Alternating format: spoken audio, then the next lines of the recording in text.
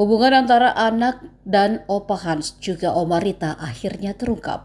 Diketahui, Hans Tomasowa dan Rita Tomasowa sebelumnya meninggal dunia di rumahnya di Kecamatan Jonggol, Kabupaten Bogor. Tak satu pun dari ketiga anaknya muncul saat warga mendobrak masuk ke dalam rumah mendiang dan menemukan keduanya sudah membusuk. Tetangga yang sudah paham betul dengan kelakuan ketiga anaknya pun hanya bisa merasa kecewa. Namun kini terungkap hubungan antara anak dan pasangan lansia tersebut. Rupanya, anak Hans Tomasowa sempat curhat kepada ketua RT setelah kedua orang tuanya meninggal dunia. Ketua RT mengungkap alasan mengapa ketiga anaknya tak pernah menjenguk kedua orang tuanya.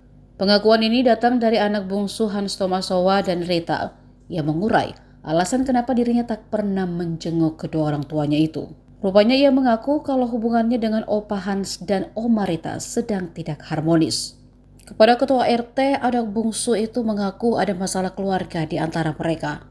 Namun ia menghargai privasi keluarga Opa Hans dan Oma Rita dengan tidak menanyakan masalahnya. Download Tribun X sekarang, menghadirkan lokal menjadi Indonesia.